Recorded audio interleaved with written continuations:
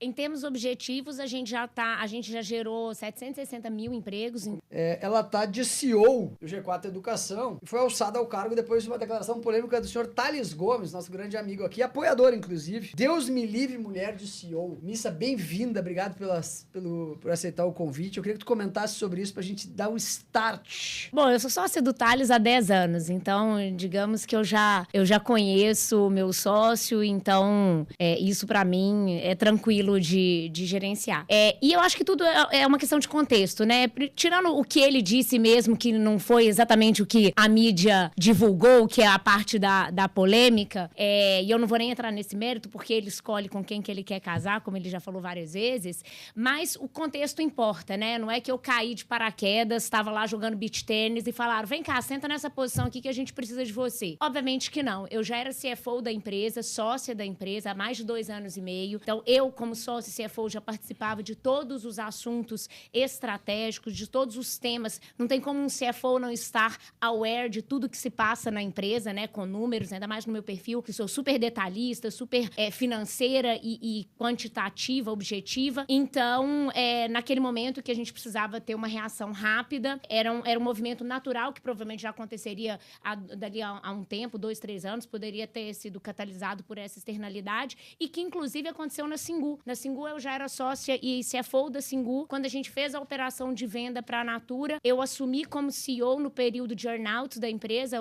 O Thales já tinha fundado o G4 com o Nardon e o Alfredo e eu assumi lá como CEO. Então, primeiro, já tinha histórico desse movimento bem-sucedido, porque vocês devem saber muito bem que um M&A, ele não termina quando você assina a operação, ele começa quando você assina a operação. E foi nesse momento que depois que a gente assinou, diga-se de passagem, em cima de um business plan que tinha sido construído pré-pandemia, assinamos o SPA e aí caiu a pandemia, então vocês podem imaginar que os parâmetros e as premissas do business plan mais ou menos viraram do avesso. Evaporaram. Como de todas as empresas do planeta Terra, a gente estava vendo um cisne negro e foi nesse momento que eu assumi como CEO. Então, gestão de crise em termos de negócio não era uma novidade para mim. Ter que navegar enquanto CEO em um momento como esse também não era uma novidade para mim. Então, contexto matters, né? E aí, a mídia que estava querendo muito mais capitalizar em cima de polêmica, esqueceu desse detalhe aí, que é todo um contexto, uma história, um filme e não só a fotografia. Então, naquele momento, eu precisava step up para um papel que eu já tinha feito, para um movimento que eu já tinha feito antes. A gente vê cada vez mais em mercado, vocês que são muito próximos de mercado sabem disso, esse movimento de CFOs assumindo posições de CEO são cada vez mais comuns, porque de fato, e acho que a pandemia ajudou a mostrar isso, CFO hoje em dia é muito mais do que contas a pagar e contas a receber, que entra e que sai do caixa, ele precisa ser criativo, ele precisa ser estratégico, ele precisa ter diferentes soluções para momentos difíceis, seja um que o mundo inteiro viveu como uma pandemia, mas pode ser um novo entrante no mercado, pode ser um cenário macroeconômico. O CFO, ele precisou, ao longo do tempo, assumir um papel muito mais estratégico. Então, esse pulo esse movimento de CFO para CEO, ele se torna cada vez mais comum aí de mercado. A gente tem vários exemplos. Eu já tinha feito isso na Singu, fizemos também no G4. Então, da porta para dentro, não mudou nada, né? Como eu falei, eu já estava na empresa há 2 anos e meio, num papel estratégico. Quando a gente divulgou o movimento, todo mundo lá dentro falou, tá bom, é a Misa, normal, beleza, vamos seguir a mesma coisa. Claro que a minha abrangência hierárquica acabou aumentando, porque pessoas que tinham que me reportar pela informação agora estavam me reportando como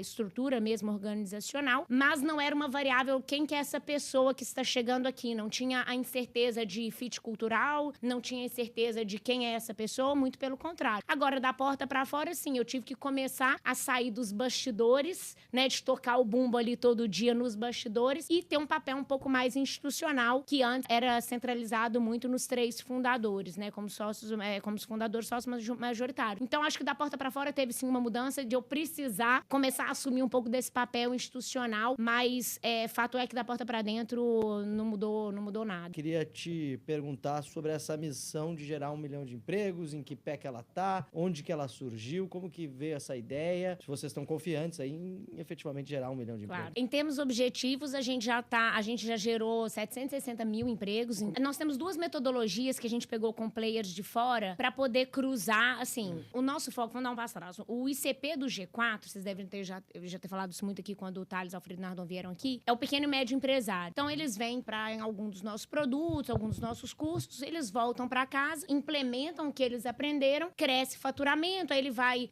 melhora a margem, ele vai crescer, vai criar uma nova linha de produção, vai expandir escritório, vai fazer novas contratações. A gente criou uma metodologia de acompanhamento. Primeiro, a gente tem os acompanhamentos depois das imersões, durante 6 meses a 1 ano, e aí eles vão reportando os empregos que eles geram. A gente tira outlier, então, por exemplo, se o Itaú, sei lá, veio numa imersão nossa e depois em 1 ano gerou 10 mil empregos. Obviamente que tem muito mais a ver com o cenário macroeconômico, com outras questões, do que uma imersão que ele assistiu nossa. Então, quando é muito outlier, a gente tira quando a empresa é grande. Quando são as empresas que estão dentro do nosso ICP, a gente computa a partir desses acompanhamentos que a gente faz e que a gente sempre roda pesquisas para falar, depois do curso que você veio, quantos empregos você gerou. Mas é importante dizer que, assim, essa meta de geração de empregos, de 1 milhão de empregos, óbvio que o número, se não for 760 mil, for 770 mil, ou se fosse 755, ele importa menos, porque eu acho que o grande valor dessa meta, eu vejo que são 2, assim, que a gente criou. O primeiro é realmente ver a aplicabilidade, o quão útil tá sendo o que a gente tá ensinando por esse cara, se ele tá voltando pra dentro de casa, tá implementando e não mudou nada na vida dele, bom, vamos fechar a lojinha, porque a gente não tá servindo de nada. Mas o segundo ponto, que eu acho que é o mais importante, é mostrar um posicionamento do G4 enquanto empresa, enquanto missão.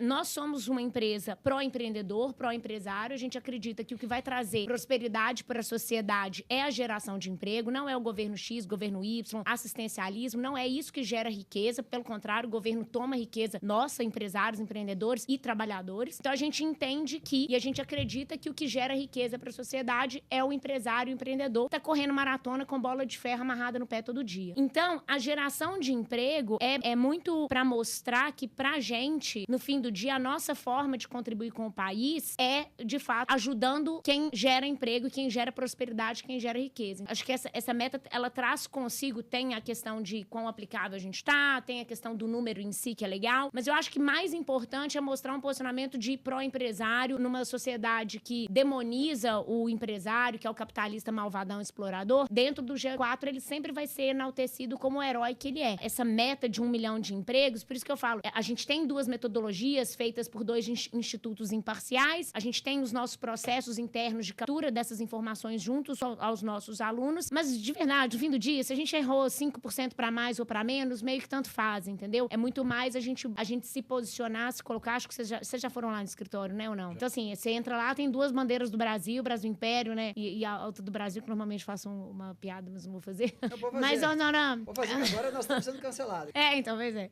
Mas eu vou te poupar desse. Cancelada, hoje eu arranjei um motivo. Então, vou te poupar de um segundo. Mas, então, assim, tem a bandeira do Brasil, porque, de fato, nós somos pró-Brasil, pró-país. Qual é a nossa forma de ser pró-país? É ajudando o empresário e o empreendedor a gerar mais empregos. Por quê? E aí é um ponto interessante, né? Você pega uma média familiar aí de 3 a 4 pessoas, sei lá, tem gente que tem 7, tem família que tem 1. Mas a gente pegar aí 3 a 4 pessoas como média de família, se eu ajudei a gerar 1 milhão de empregos, eu ajudei 3 a 4 milhões de pessoas a consumir educação melhor, saúde melhor, viajar, trocar de carro, trocar de casa, sair de uma situação de vulnerabilidade social, financeira, whatever. Então, assim, você gerar 1 milhão de empregos, você não tá gerando diretamente 1 milhão de empregos, você tá ajudando, sei lá, 3 a 4 milhões de pessoas, às vezes até mais, terem maior prosperidade pessoal. Então, acho que, de tudo, pra mim, essa meta de geração de emprego é isso, é todo esse contexto resumido num número que, by the way, estamos em 760 mil. A gente acha que deve bater isso, era até 2030, 1 milhão, né? Provavelmente a gente vai bater ano que vem, aí temos que pensar o que a gente faz, se a gente faz uma Dilma aí e dobra a meta, ou se a gente, não sei, mas eu acho que é muito importante essa meta institucionalmente pra gente, sabe?